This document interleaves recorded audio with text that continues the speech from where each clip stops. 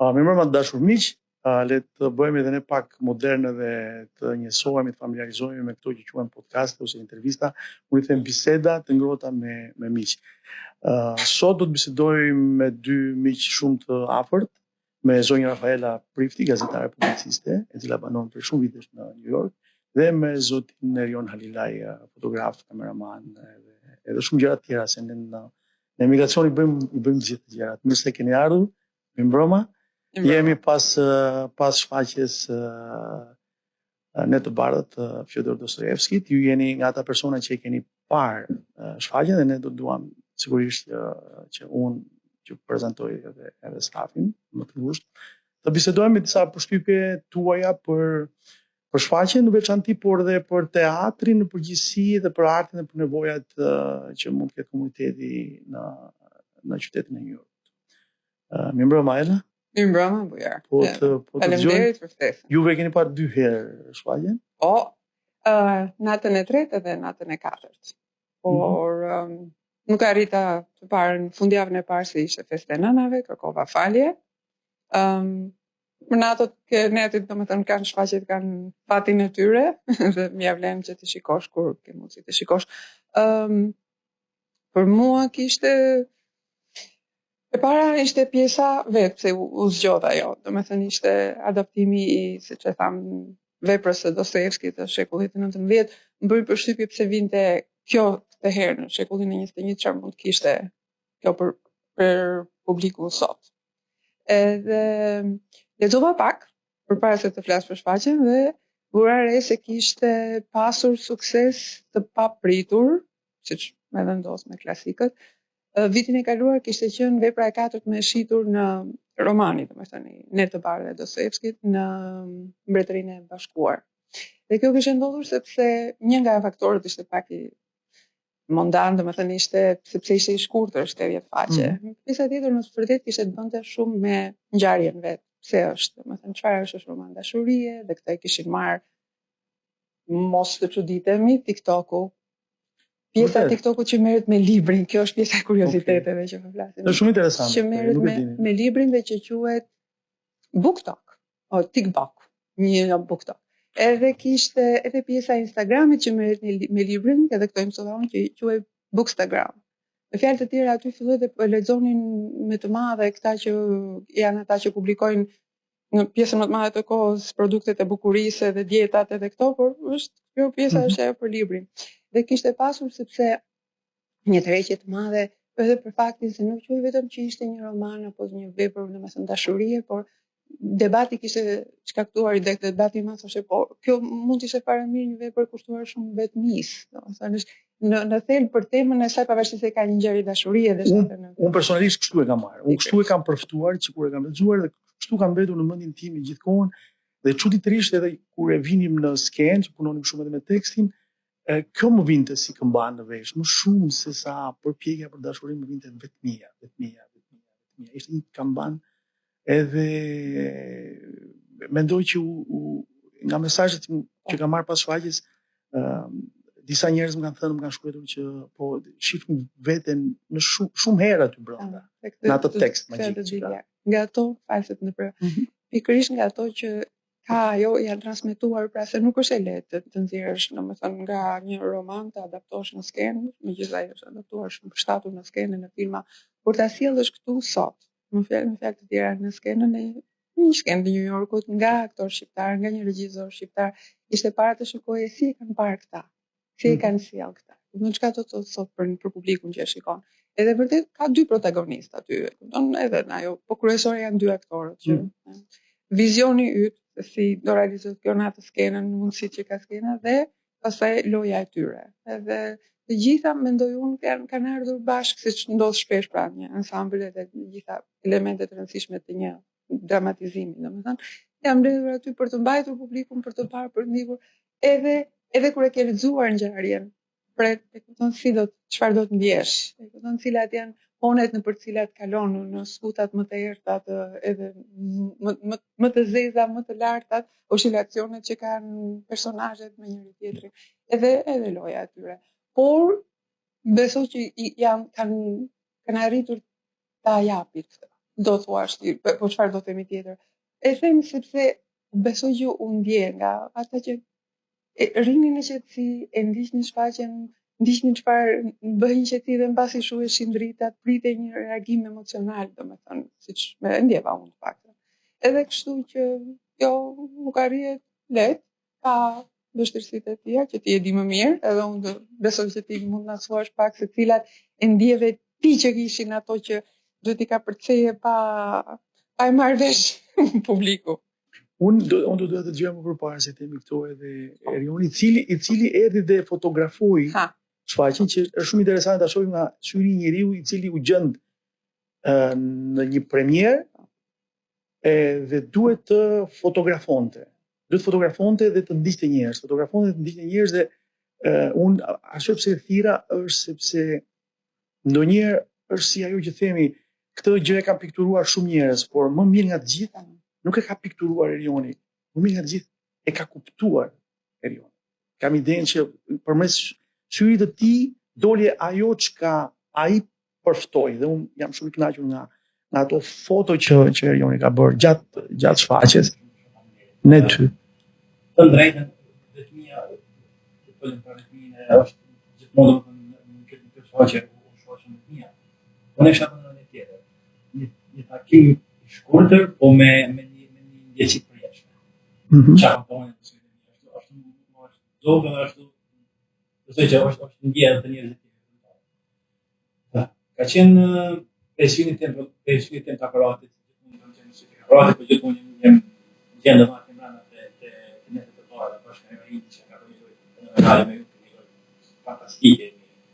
Jam shënuar me ato që e kam gjetur vetëm aty me ta. Bashkë në skenë. Ka qenë fantastike, ka qenë diçka që nuk e kam rritë, po jashtë nuk e kam rritë për arsye që se kam ditë që unë jam rritë të atë. Unë jam rritë në rasën të atë që të Japonës.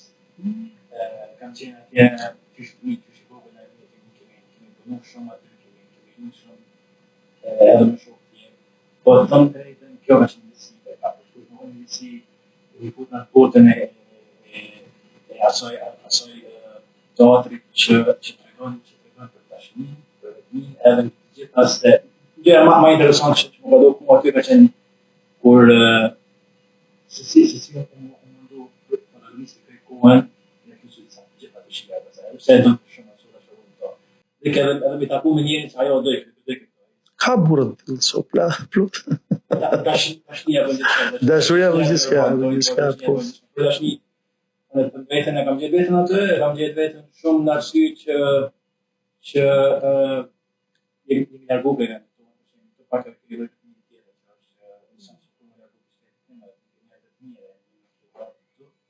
Faleminderit Zotit, faleminderit shoqërisë, njerëzve që kemi këtu, jemi integruar shumë mirë, Unë do doja të veçoja me gjithë që ne jemi ka në tekst një rresht ku ai duke i thënë monologun asaj thot sepse ata lindën, ne të dy lindëm në vende të largëta dhe u takuam në vende të tjera dhe në ato vende të tjera kujtuam vendin nga erdhëm etj. Dhe kjo është një pjesë që vinte shumë e afërt me ne, si dhe pjesë të tjera të cilat pa konkretizuar vende dhe gjeografi na prekin, por kjo ishte shumë konkrete. Ku ai fliste për çuditërisht për zonjë mërgjimtare, domethënë. Fliste për njerëz të cilët kanë ikur, kanë shkuar në vende të tjera dhe kaq shumë ndjejnë nevojën për të ikur dhe nuk janë nga ky vend ku ndodh ngjarja. Nuk e di pse se gjua vetë ku do më dhëmbi dhe edhe mua më ka emocionuar ky paragraf ku ai flet asaj se si pasi ikën dhe pasi shëtitën për shumë vende, pasi kalon shumë peizazhe, shumë gjeografi të hapësira etj. Prapë i rikthehet njeriu të zemrës. Po ashtu se na ke emocionuar me lojën e turve, di që ka qenë herë që me na neva aty. Na lënë domethënë me përjetu. Çdo gjë që kam përjetuar, kemi përjetuar na. Sigurisht ishte e vërtetë. Unë do të flas për si fotografik, edhe pse kam folëm për erdhën, edhe pse kam menuar atë ngjyrën e fotografisë, kam menuar se kjo është një rrjetë e shekullit 19 sot. Po mua më pëlqen shumë ato. Ajo sepja që kishe përdorur, bardhëzi her pas here, ishin gjëra që kur merret në fotografi thash nuk e ka bërë për Eriun e ka kuptuar vepër. Se shumë e rëndësishme ta kuptojnë veprën. Dhe është edhe një test i yni, a kemi komunikuar ne me njerëzit në publik. Ky është testi mbar historik.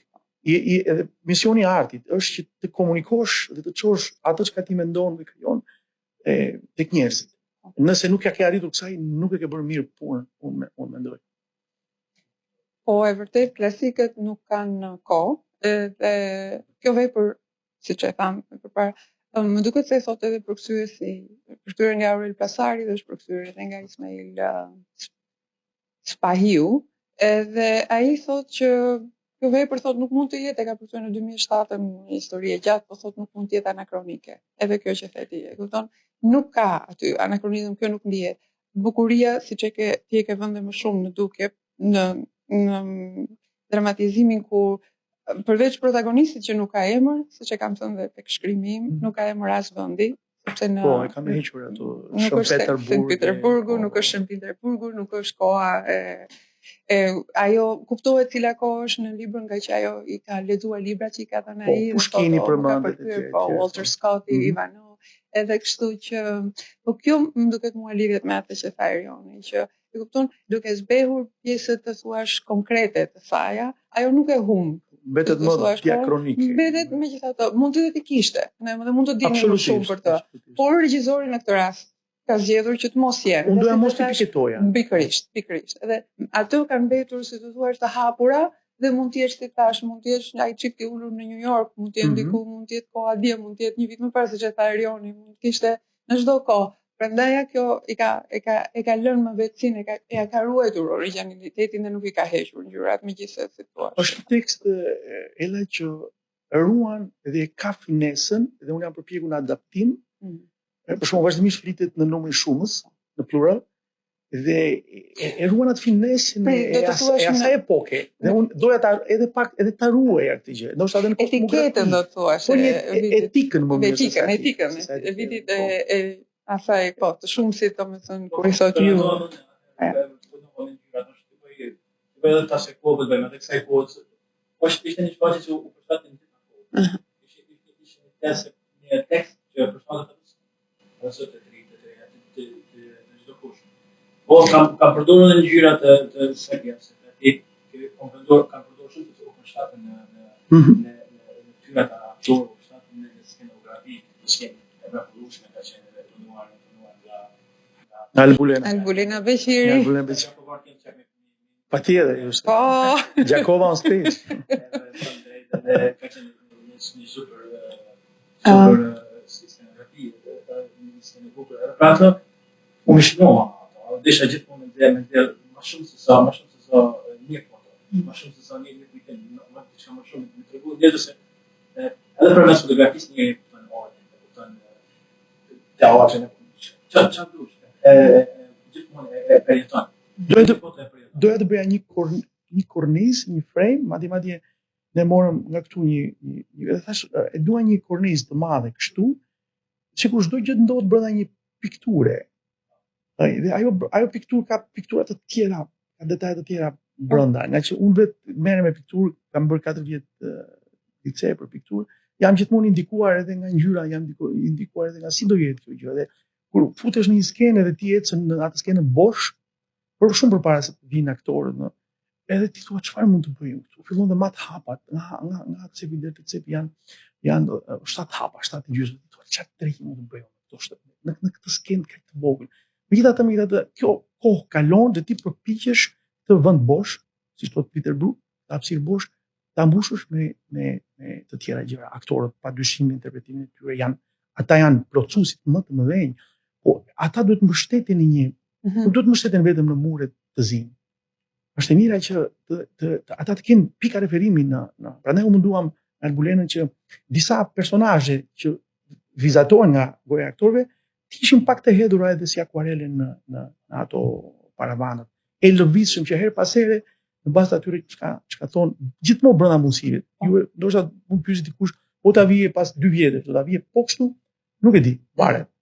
Njeriu kërkon edhe gjëra të tjera, varet nga hapësira që ke, varet nga mundësitë që ke, varet nga vizioni i 2 vjet më tej, i 2 vjet më i rritur, më i pjekur, gjërat mund të gjykosh ndryshe, por ne mendoj që bëm më të mirën e mundshme për sa i përket kësaj oferte që unë do të diskutoj edhe pak këtë me juve, që kërkon komuniteti ynë këtu në New York, ose nuk e kërkon fare,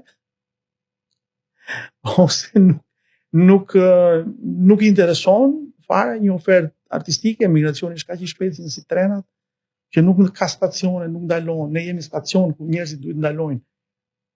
Kjo nuk e di se sa përplaset edhe që është një artist në shpirt, ka që punë e kultikë artistënia. Unë e portoj në këdisë. Unë na përshëndes për të ndërtuar një kontakt me pa i grupin tjetër pas 12 vjet provoj punën në këtë producent që e kam në Kosovë, por e kam marrë kompaninë që do të marrë në Vlorë. Edhe gjithashtu edhe tenis komplet këtë për zeros, do të thotë premi muzikë edhe për zeros. Gjithashtu më njoh njerëz me arrit ato që ke pasë një gjithmonë për të shkruar me komunitetin tonë, nuk me komunitetin tonë, me artin që ke bën. Nëse e ndjek, gjithmonë kemi kohë që një arrit se nuk ka me ikse të ja aty, e ke ndorë. Po nëse kompletës njerëz që kanë ardhur dhe kanë shumon, këtu është problemi se në vjen të plot ëndra edhe janë këtu në shpëtime në shqiptar në Arab. Ose në Kosovë, të drejtë ose shqiptar të drejtë. Këtu këtë njerëz kanë ardhur që në gjallëne edhe në një të shpëtimit se nuk pas një gjallë. Për arsye që ndoshta nuk kanë qenë shumë vetë kërkues në ato që çfarë duhen edhe për me doha me arrit. Në produsit të atë Bernat kur e martu në komunitet artist. Kemi qenë më herë të në komunitet artist. Është një asim të artist, sidomos në komunitetin tonë në legat këtu është një asim të madh. Tek e fundit një event artistik është një pikë takimi ku ne gjejmë një mundësi, duket ndonjëherë si arsye pse i bën teatr ose film, është një arsye që mund të gjendem me njerëz të mi, ndoshta. Po, ti e tha Erion, mbarove po se mos prove. E the që misioni i artit është komunikoj dhe vërtet pyetja me vend a intereson publikut, domethënë të vjetër. Por është edhe më tutje ajo që këtu për dallim e tha mirë Erioni, ti konkuron me artistë për shembull ku jemi ne këtu, jemi në mes të New Yorkut, në Hell's Kitchen. George Clooney është 20 metra më tutje. Edhe kështu që je për shembull off-Broadway teknikisht ose më afër, po domethënë ka art të mirëfill, po ta quajmë ashtu, e kupton? Dhe ka dhe artin që bëjmë ata që vinë këtu, ata që duan artin, se an artistë këtu duhet punojnë, ti bën artin këtu, si Bujar Alimani, i ardhur nga, e kupton, me përvojën që ke, me filmat që bën, me këtu ke vënë një pjesë në teatr. Në kupton sepse e do, sepse dëshiron, do të jesh pjesë e kësaj, do të japësh diçka në teatr, thua që është puna jote e dytë në teatr, më kupton? Po, është puna ime e dytë, por unë jam diplomuar për teatr. Teatri nuk ka ikur asnjëherë. Ja, ku kthehesh, tamam. Edhe pastaj tjetra është, nuk është edhe sigurisht misioni, por nëse ka një mision tjetër është ajo që të njeh me veten dhe me jetën ku jeton. Edhe kjo unë do të kthehem edhe një herë sepse doli që Dostojevski ishte ai që na solli ti, domethënë këtu, por ai njihet sipas kritikës, domethënë ata e kanë quajtur që mbas Shakespeare-it edhe Eskilit, quhet që ka qenë domethënë dramaturg ose ky shkrimtari që ka sjell më tepër njoftjen e psikologjisë njerëzore që e thoshin domethënë vetmia, kush jam unë, çfarë bëj unë në këtë qytet të madh. Që nuk mbaron kurrë kjo temë te njeriu, sa të jetë njeriu. Të gjithë përplasemi midis vetmisë, midis njerëzve, midis atyre që duam, midis atyre që çfarë do të zgjedhim, çfarë do të bëjmë, çfarë sakrifikon ti këtu. Në një formë, Erioni e tha bukur, për shembull, çka kemi sakrifikuar duke ardhur këtu. Çfarë sakrifikon ti duke vënë këtë pjesë? Unë që kam ardhur, dikush që s'e ka lexuar fare Dostojevskin, dikush që e ka lexuar dhe e njeh me rrënjë Dostojevskin. Ulet aty dhe gjithë jemi të barabartë apo jo? Gjithë shikojmë skenën dhe themi, shiko çfarë ka bërë. E kupton? Dhe del. Magji. Kur ulen dritat e fillon muzika, është një magji. Ti ke magjepsur që në fillim. Problemi është ti mbash të magjepsur deri në fund. Për 1 orë, 10, 1 orë 15 minuta. Përpjekja ka qenë, padyshim ne kemi sakrifikuar shumë, ne lëm gjithmonë diçka. Lëm diçka që ikën dhe nuk kthehet kurrë, kjo është koha. Koha jonë, të cilën ne nuk e sakrifikojmë. Mbaj mend që kohët e fundit më thoshte goca ku kthesha në shtëpi të shoh shumë pak kohët e fundit.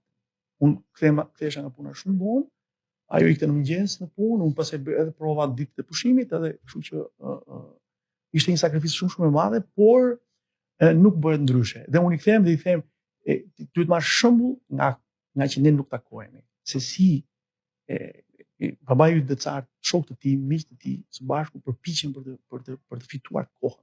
Kjo është një luftë për të fituar kohën. Koha e cila është një risk shumë i madh, koha është një autoblind shumë e madhe që na pret të cepi rrugës, të na vrasë. Dhe ne duhet të gjejmë mundësi që ta tejkalojmë. Të ikim ndoshta më shpejt se ajo. Kjo nuk është gjithmonë e mundur. Megjithatë, të vish këtu është si ato qoshet e Dostojevskit. Të merresh me teatr, të merresh me art, është të kërkosh pika lumturie në një gjë, në një vend, në një kohë që nuk t'i jep. Nuk ndriçohet nga dielli që ndriçon gjithë njerëzit e tjerë për Dostojevski. Unë uroj Ela dhe Erion që të jeni pjesë të gjërave që ne kemi ndërmend të bëjmë në vijim dhe në vazhdim. Mendoj që me Dostojevski dhe me Ne të Bardha ky grup vendosi një pilot shumë të mirë për një ofertë të mirë estetiko-artistike. Nuk u futëm në një teatr, tham tekst dhe ikëm. Unë këtë e konsideroj fitore më të madhe, që të gjithë së bashku bëmë gjithë përpjekjen që të dhurojmë teatr. Teatr të mirëfillt. Nuk kemi asnjë lloj meraku apo ankth ta çojmë në Prishtinë, ta çojmë në Tiranë, të shfaqet, sepse është një shfaqje e bërë gjithsesi me dinjitet. Është kërkuar në qytete, në Boston kanë ardhur kërkesa plot. Në Boston shumë, në Toronto na e kërkojnë shumë, në Philadelphia, kështu që po mendojmë edhe. Shpresoj dhe urojmë që të gjejmë mundësitë që edhe kështu e kemi ndërtuar dhe dekorin të çmontueshëm dhe të lëvizshëm portabël cilin e aktor.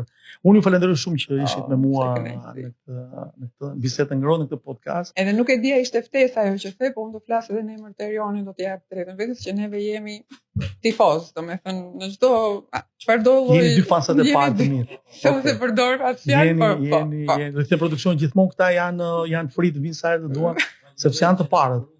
Faleminderit. Unë ju falenderoj shumë. Urime suksese. Faleminderit.